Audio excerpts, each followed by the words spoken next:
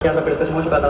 Newton के first law of motion में क्या था, क्वालिटेटिव एस्पेक्ट के बारे में मतलब कैसा बात हुआ था, यानी कॉन्सेप्ट एस्पेक्ट के बारे में। और न्यूटन के सेकंड लॉ में मतलब क्या हुआ था सर आपका, क्या बोलते हैं उसको, क्वांटिटेटिव एस्पेक्ट के बारे में मतलब क्या आपका बात हुआ था। और यहाँ पे अब हम लोग जो न्यूटन का लॉ पढ़ रहे हैं ना, वो मतलब क्या आपका न्यूटन का मतलब क्या आपका मोस्ट मिसअंडरस्टूड मतलब क्या आपका लॉ है।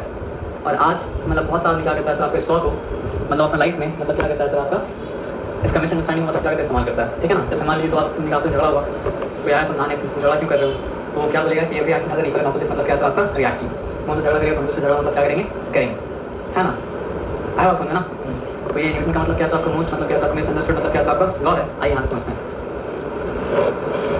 तो every action has an equal and opposite reaction का मतलब आदमी क्या समझता है, समझते हैं कि कोई भी चीज़ कर रहे हैं उसका वही चीज़ होगा, कोई चीज़ होगा। ठीक है ना, तो एक सिंपल हमको एक बात बताइए कि हम अगर बॉल को किक करते हैं तो बॉल उड़ जाता है, हम तो मतलब क्या कहते हैं आपका नहीं उड़ता है। तो फिर कैसे साबित हुआ कि every action has an equal and opposite reaction. अगर हम बॉल को मतलब क्या कहते हैं किक करते हैं, बॉल उड़ जाता है, तो हमको तो मतलब कैसा पढ़ना चाहिए, लेकिन बॉल उड़ जाता है लेकिन हम मतलब क्या कहते हैं साथ नहीं होता है। तो फिर कैसे साबित हुआ कि every action has an equal and opposite reaction. Sir क्योंकि हम लोग का मास ज़्यादा है। हाँ, ये जो आप बात बोले ना, तो इससे क्या समझ आया कि अभी तक जो फोर्स के बारे में बताए थे वो बात आप मतलब क्या करें समझें। तो अब की बार जब बोला जाए कि मतलब क्या सर आपका every action has an equal and opposite reaction, तो आप क्या बोलिए सामने वाला को, ठीक है भाई ये बात आपका सही है कि every action has an equal and opposite reaction, लेकिन जिससे आप लग रहे हैं आप पहले देख लीजिए वो ज़्यादा मैसिव है या आप ज़्यादा मैसिव है। अगर वो ज़्यादा मैसिव होगा तो आप जाइएगा, और आप ज़्यादा मैसिव होगा तो मतलब क्या आपको मतलब कैसा बोल रहा है। तो सिर्फ ऐसा बोल देने से every action has an equal and opposite reaction नहीं चलेगा, ये देखना पड़ेगा। इसका मतलब ये है ना कि हम अगर किसी चीज़ को 2 न्यूटन का फोर्स एक्ट करेंगे तो वो चीज़ भी हमको मतलब क्या आपको 2 न्यूटन का फोर्स से एक्ट करेगा। तो अगर वो चीज़ हमसे मतलब क्या आपका, इसलिए आप नहीं उड़े दीवार को मारिएगा तो आप मतलब क्या नहीं उड़िएगा, लेकिन आपको चोट तो लगेगा ना। दीवार को चोट तो मतलब क्या लगा सर आपको नहीं लगा, मतलब चोट छोड़ देगी, इम्पैक्ट भी दीवार पर वो नहीं होगा जो आपके ऊपर इम्पैक्ट होगा, क्योंकि दीवार आपसे मतलब क्या असर आपको बहुत ज़्यादा मतलब क्या असर आपको मैसिव है। Every action as an equal opposite reaction का मतलब ये है ना, क्या मतलब है मैसिव से मतलब मैसिव से क्या मतलब हम आपको बता रहे हैं, जो हम लोग पहले बात समझे कि सेम फोर्स बड़ा मास के ऊपर कम असर रखता है और छोटा मास के ऊपर मतलब क्या होता है आपका ज़्यादा असर रखता है। तो every action has an equal and opposite reaction का मतलब ये है कि हम किसी को अगर 1 न्यूटन से मार रहे हैं तो हमको भी 1 न्यूटन लग रहा है, लेकिन अगर हम कम मैसिव है तो मेरे ऊपर मतलब क्या हो रहा है सर आपको 1 न्यूटन का इम्पैक्ट ज़्यादा पड़ रहा है, और कोई ज़्यादा मैसिव अगर है तो उसके ऊपर 1 न्यूटन का इम्पैक्ट मतलब क्या हो रहा है कम पड़ रहा है। तो हम अगर मान लीजिए 10 न्यूटन का फोर्स से बॉल को किक किया तो बॉल में क्या है, बॉल क्योंकि हमसे समझिए 20 गुना कम मैसिव था, तो उस पर 20 गुना ज़्यादा मतलब क्या सर आपका एक्सेलरेशन प्रोड्यूस हुआ, और मेरे अंदर मतलब क्या सर आपका 20 गुना कम मतलब क्या सर आपका एक्सेलरेशन प्रोड्यूस हुआ, तो हम उसको झेल लिए। वो फोर्स इतना इनर्शिया क्रिएट नहीं कर पाया कि हमको पीछे ढकेल दे, लेकिन मतलब वो इनर्शिया को ओवरकम नहीं कर पाया, लेकिन बॉल को इनर्शिया को ओवरकम करके हम मतलब क्या बॉल को मतलब क्या सब उड़ा दिया। तो बात ये है कि मतलब क्या सर आपका फोर्स सेम, लेकिन फोर्स का इम्पैक्ट डिपेंड करता है किसके ऊपर, मास के ऊपर। समझ रहे बात क्या बोले ना, हम जितना ज़ोर से दीवार को घुसा मारेंगे दीवार भी उतना ही फोर्स से हमको मारा, लेकिन दीवार का मास देखिए और मेरा मास देखिए। समझ में आया बात क्या बोले ना, क्योंकि सेम फोर्स अलग अलग मास के ऊपर मतलब क्या होता है सर आपका अलग अलग एक्सेलरेशन प्रोड्यूस करता है। सेम फोर्स बड़ा मास के ऊपर मतलब क्या होता है छोटा एक्सेलरेशन प्रोड्यूस करता है, और छोटा मास के ऊपर मतलब क्या होता है सर आपका बड़ा एक्सेलरेशन प्रोड्यूस करता है। हाँ, बराबर बराबर होगा तो बराबर बराबर करेगा। जैसे स्नूकर बॉल मारते हैं तो फिर चोट थोड़ा तो उसको लगेगा, हमको कम चोट लगेगा सर। पूरे हर चीज़ को मतलब क्या करना पड़ता है सर आपका इक्वेशन में ले करना पड़ता है ना। आप मारते हैं तो बहुत बार ग्रेविटी भी आपका साथ देता है, आप किसी को उड़ के हम मारेंगे क्यों नहीं, तो ग्रेविटी मेरा साथ दे रहा है ना। घूसा मारेंगे, घूसा अगर मार रहे हैं तो आप कहाँ पे घूसा मार रहे हैं, प्रेशर वाला मैटर भी वहाँ पे आता है कि अगर हम सेम फोर्स को कम एरिया पे लगा रहे हैं तो प्रेशर ज़्यादा पड़ता है। तो कंप्लीट पिक्चर एक अलग चीज़ हुआ, और इनकम्प्लीट पिक्चर मतलब क्या सिर्फ एक अलग चीज़ हुआ। कौन सा एंगल से मार रहे हैं, ग्रेविटी आपका साथ दे रहा है कि नहीं दे रहा है, प्रेशर कितना पड़ रहा है, प्रेशर कितना नहीं पड़ रहा है ना। 20 गुना कम मैसिव हुआ तब जाके उसमें क्या होगा सर आपका 20 गुना मतलब क्या आपका ज़्यादा एक्सेलरेशन क्रिएट होगा, और हम अगर उससे मतलब क्या आपका 20 गुना मतलब क्या आपका कम मैसिव हैं तो मेरे अंदर मतलब क्या होगा उससे 20 गुना कम मतलब क्या आपका एक्सेलरेशन क्रिएट होगा। तो आप ये आंसर दे पाएँ, वेरी गुड, वेरी नाइस। क्योंकि सेम फोर्स का डिफरेंट मास में मतलब क्या होता है आपका डिफरेंट एक्सेलरेशन मतलब क्या प्रोड्यूस करता है। लेकिन ये न्यूटन का सबसे मिसअंडरस्टूड लॉ है या नहीं है, सिर्फ आपने अपना मुंह पाया तो बोल दिया कि reaction has an equal opposite reaction, बात सही है, लेकिन आप क्या समझे उसको? समझे तो नहीं। और अगर समझ जाते हैं तो फिर ये वाला बात वहाँ इस्तेमाल नहीं करते, यहाँ पे इस्तेमाल क्या कर रहे हैं, है ना? आया बात समझ में? जो तो आके बोल देते हैं रिएक्शन है equal opposite reaction, reaction has an equal opposite reaction. तो पहला 2 लॉ को आप समझे थे आप, तभी आप आंसर दे पाएँ, और जब पूरे से ध्यान से पढ़े थे तब आप आंसर दे पाएँ। बार बार हम एम्फेसिस दे रहे थे कि मतलब क्या आपका डिफरेंट मास अगर है, सेम फोर्स मतलब क्या आपका डिफरेंट मास के ऊपर मतलब क्या आपका डिफरेंट एक्सेलरेशन मतलब क्या क्रिएट करेगा।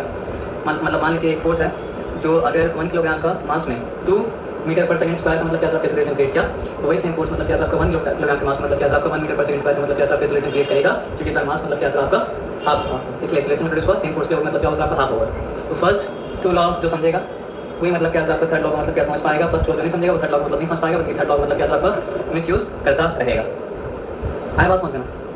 अब आ जाइए, the Newton first law tell us that to bring a change in a state of rest or in a state of motion, in the state of rest or in the state of motion of an object, force is needed। ये बात हम लोग जानते हैं, वही पढ़े थे ना कि स्टेट जो चीज़ मतलब क्या आपको स्टेट ऑफ रेस्ट में है वो स्टेट ऑफ रेस्ट में रहेगा, और जो चीज़ स्टेट ऑफ मोशन में है वो सेम स्पीड के साथ सेम डायरेक्शन में मोशन कंटिन्यू करता रहेगा जब तक कि बाहर से कोई फोर्स आके उसका स्टेट ऑफ रेस्ट को या स्टेट ऑफ मोशन को मतलब क्या चेंज ना कर दे। तो ये चीज़ सीखा था हम लोग क्या किससे? न्यूटन के फर्स्ट लॉ ऑफ मोशन से। लिखा गया था force produces a change in velocity of an object of the object. Newton's second law tell us, अच्छा इसको एक बात बता दिया, देखिए कोई जगह रेस्ट में तो उसका वेलोसिटी मतलब क्या आपका 0 है। कोई चीज़ का स्पीड अगर चेंज किया तो भी उसका वेलोसिटी चेंज किया, और कोई चीज़ का डायरेक्शन अगर चेंज किया तो भी उसका वेलोसिटी मतलब क्या आपका चेंज किया। तो ये बात भी हम बोल सकते हैं। और चेंज इन वेलोसिटी क्या होता है? आपका एक्सेलरेशन होता है ना। तो हम ये बात बोले कि फोर्स एक्सेलरेशन क्रिएट करता है, या फिर हम ये बात बोले कि फोर्स मतलब क्या करता है आपको वेलोसिटी चेंज करता है, या फिर हम ये बात बोले कि फोर्स मतलब क्या करता है आपका state of rest state of motion को चेंज करता है। तीनों आपको साउंड करने में अलग अलग बात लग सकता है, लेकिन तीनों मतलब क्या अलग अलग बात नहीं है। जिसको एसेंस पता है वो ये बात को जानता है कि तीनों बातों को क्या एक बात है। जिसको एसेंस नहीं पता है तो बोलेगा सर तो कंफ्यूज कर रहे हैं। कभी सर बोल रहे हैं कि फोर्स मतलब क्या करता है आपका एक्सेलरेशन क्रिएट करता है, कभी सर बोल रहे हैं कि फोर्स मतलब क्या करता है आपको वेलोसिटी चेंज करता है, कभी सर बोले कि मतलब क्या करता है फोर्स स्टेट ऑफ रेस्ट और स्टेट ऑफ मोशन मतलब क्या करता है आपको चेंज करता है। एक्चुअली हम वेलोसिटी चेंज होने से मतलब क्या होता है आपका state of rest state of motion change होता है। जो चीज़ रेस्ट में था उसका वेलोसिटी मतलब क्या था 0 था, अब रेस्ट नहीं तो उसका वेलोसिटी चेंज तो हुआ। आप समझ रहे बात क्या आपने ना? जो चीज़ स्टेट ऑफ मोशन में था लेकिन मतलब क्या आपका सेम वेलोसिटी के साथ सेम डायरेक्शन में मूव कर रहा था तो उसका वेलोसिटी कांस्टेंट था, लेकिन मतलब क्या आपका फोर्स आया तो उसका वेलोसिटी मतलब चेंज हुआ, या तो स्पीड चेंज करके वेलोसिटी चेंज हुआ, या डायरेक्शन चेंज करके वेलोसिटी चेंज हुआ, वेलोसिटी चेंज हुआ। तो ऊपर से सुपरफिशियली सब क्या हो सकता है, आपका अलग अलग बात लग सकता है, लेकिन मतलब क्या आपका एसेंशियली सब बात मतलब क्या आपका एक ही है, ठीक है ना। तो Newton's second law of motion tell us about the magnitude of acceleration produced by the force when applied on the object. These two law do not explain how the force act on the object. This question is answered by Newton's मतलब क्या आपका third law of motion. तो force एक object के ऊपर किस तरह act करता है, दोनों लॉ में से कोई लॉ नहीं बताया था, लेकिन थर्ड लॉ ये बता रहा है कि मतलब क्या आपका मिसअंडरस्टैंडिंग जो था न्यूटन के थर्ड लॉ ऑफ मोशन के बारे में वो मिसअंडरस्टैंडिंग ऑलरेडी दूर कर चुके हैं। पॉजिटिव थिंग को मतलब क्या आपका अफर्म करने से पहले नेगेटिव थिंग को क्या करना पड़ता है, आपका नेगेट करना पड़ता है। इसलिए समझिए ये तो टेंजेंट है, लेकिन आपको बता रहे क्या। एक आदमी आया था, एक आदमी आके बोला था I want to affirm you, I want to affirm you of something. हम बोला क्या अफर्म करेंगे? बोला अफर्मेशन इज वेरी नेसेसरी। हम बोला before affirmation negation is necessary.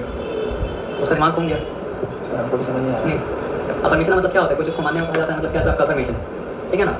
हमको आगे बोला था अफर्म करिए, अफर्म करिए, अफर्म करना मतलब बहुत जरूरी है, अफर्म करने से मतलब क्या होगा आपका बिलीफ मतलब क्या होगा। हम बोला before affirming to the right thing you must negate the wrong thing. If you do not negate the wrong thing affirming to right thing is of no use. अब आया बात समझ में? सही मानने से पहले गलत मानना मतलब क्या आपको छोड़ना पड़ेगा। अगर सही मानने से पहले गलत मानना नहीं छोड़ेंगे तो सही मानने का बेनिफिट मतलब क्या होगा आपका नहीं होगा। आया बात समझ में? उसके बाद एग्जाम्पल कहाँ से दे पता आपको, ला इलाहा इल्लल्लाह मुहम्मद रसूलुल्लाह। वहाँ एक नेगेशन है और एक मतलब क्या आपका अफर्मेशन है, लेकिन नेगेशन पहले अफर्मेशन मतलब क्या आपका बाद में। तो कोई अल्लाह को एक खुदा मानने से पहले बाकी जितना फॉल्स गॉड है, जितना फॉल्स है सबको नेगेट करना पड़ेगा, तभी अफर्मेशन मतलब क्या आपका एक्सेप्टेबल है। ये तो अफर्मेशन मतलब क्या आपका एक्सेप्टेबल मतलब क्या आपका नहीं है।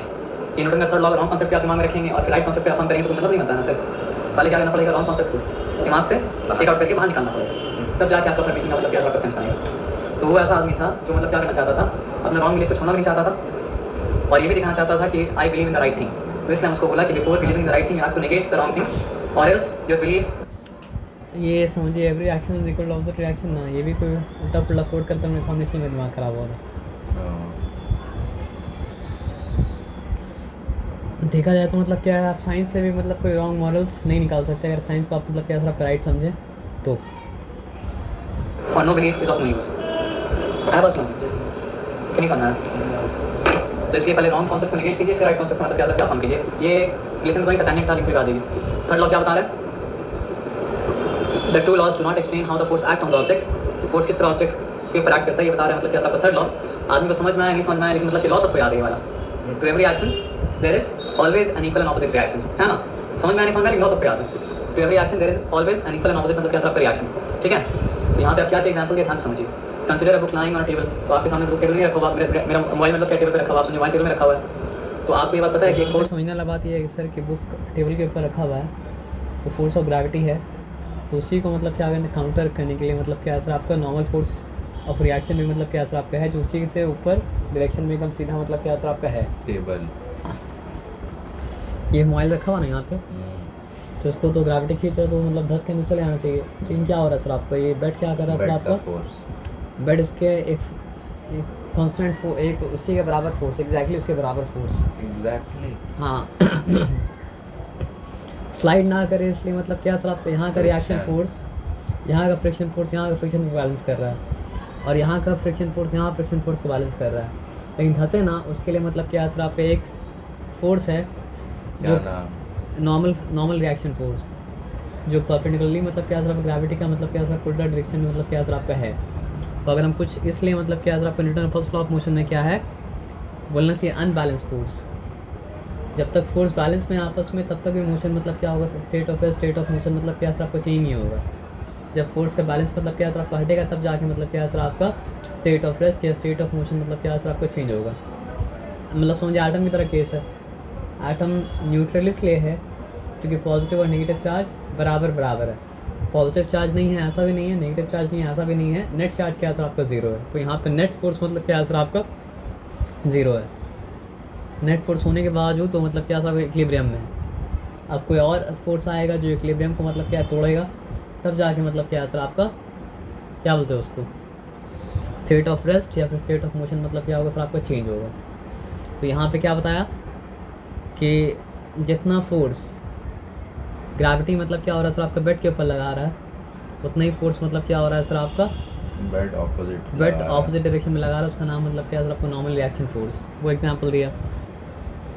उसी हम लोग चलते हैं तो मतलब क्या करते हैं सर आपका हम लोग ज़मीन को धक्का देते हैं और ज़मीन उतना ही फोर्स हम लोग को मतलब क्या करता है सर आपका फॉरवर्ड मतलब क्या करता है पुश करता है, इसलिए हम क्या कर पाते हैं आपको चल पाते। दूसरा एग्जाम्पल दिया है ना, जो इसको नीचे की तरफ मतलब क्या करता है आपका खींच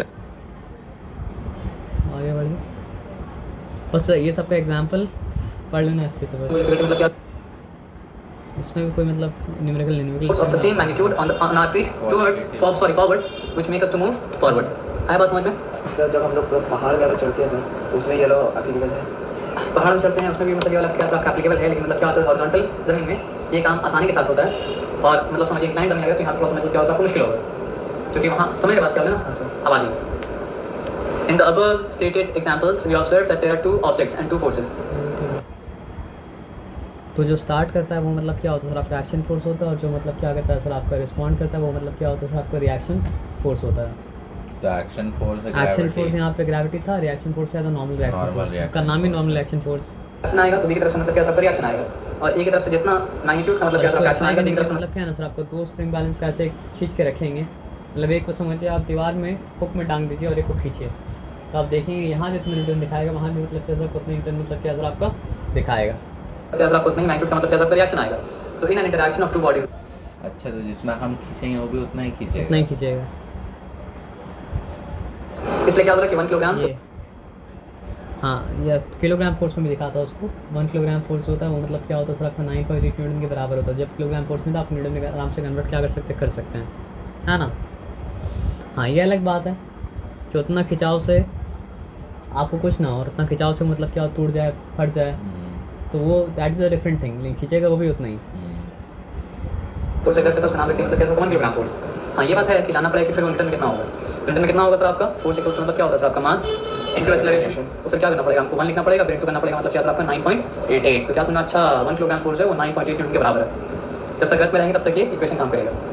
अर्थ के बाहर इक्वेशन काम नहीं करेगा क्यों? क्योंकि अर्थ में एक्सेलरेशन टू द ग्रेविटी है मतलब क्या सर 9.8। कैसे हम लोग पानी को पीछे धक्का देते हैं तो पानी हम लोग को मतलब क्या करता है सर आपका आगे धक्का देता है। मोशन ऑफ बोट क्या करता है जब चप्पू चलाता है नाव वाला तो पानी के पीछे धक्का देता है तो हम लोग पीछे तो नहीं जाते, हम लोग आगे जाते हैं क्योंकि पानी हम लोग को मतलब क्या करता है आगे धक्का देता है। पानी ज़्यादा मैसिव है हाँ अच्छा। और आगे धक्का देता है हम लोग को। रॉकेट का वही कहानी है। फ्यूल क्या करता है सर आपका पुश करता है ज़मीन को, अच्छा और ज़मीन क्या करता है पुश करता है रॉकेट को ऊपर की तरफ है ना। उसी तरह मतलब क्या गन तो जब मतलब रिकॉइल जितना करता है चप्पू चलाएंगे उतना ही वो आगे आगे बढ़ते जाएगा। हाँ मतलब आप जो फोर्स लगा रहे हैं वही फोर्स आपको मतलब क्या वापस पानी आपको वापस दे रहा है, लेकिन आप अपने आप को आगे नहीं भेज सकते पानी आपको मतलब क्या कर सकता है सर, आपको आगे भेज सकता है, और आप पानी को पीछे मतलब क्या कर सकते हैं, भेज सकते हैं। हाँ सर। आया बात समझते ना, समझेंगे सर? हाँ जी समझ गया। तो कितना आसान हो गया था? हाँ सर।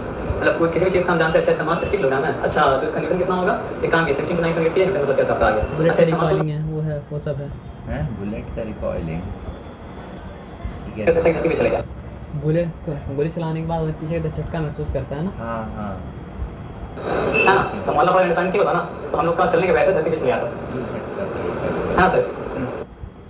झटका इसलिए फील करते हैं क्योंकि गोली जब निकला तो गन को पुश करके निकला, तो गन पुश बैकवर्ड पुश होता भी तो गोली आगे तरफ बढ़ा, तो बहुत हाई वेलोसिटी के साथ मतलब क्या होता बाहर निकलता, हाई मोमेंटम के साथ बाहर निकलता, धक्का तो देगा पीछे, तो हर आदमी तो चलाना है पॉसिबल नहीं है ना, इसलिए मतलब स्ट्रॉन्ग आर्म जिसका रहता है वही मतलब क्या होता गोली चला पाता है। ठीक है ना, मोहल्ला पाड़ा अंडरस्टैंडिंग हम लोग आगे नहीं जाते, धरती मतलब क्या होता वही चले आता, क्योंकि मोहल्ला पाड़ा अंडरस्टैंडिंग के हिसाब से मतलब क्या होता, every action has an equal opposite reaction, धरती हमको आगे, और वो वाला अंडरस्टैंडिंग सही होता है कि मतलब every action has equal opposite reaction, तो हम धरती पर धक्का देते धरती पे चले आता हैं। नहीं समझे? आदमी क्या समझता है कि एवरी एक्शन ऑपोजिट रिएक्शन मतलब क्या, हम मारेंगे तो हमको जितना लगे इसको भी मतलब क्या लगेगा उतना नहीं लगेगा, वो अंडरस्टैंडिंग सही होता तो हम मतलब ज़मीन को धक्का दे रहे, ज़मीन पीछे चले आता, ज़मीन तो पीछे नहीं जा रहा, हम तो आगे जा रहे हैं। तो धरती को पीछे देख रहे हैं, है कि नहीं? तो सही अंडरस्टैंडिंग क्या है? तो मिस कीजिएगा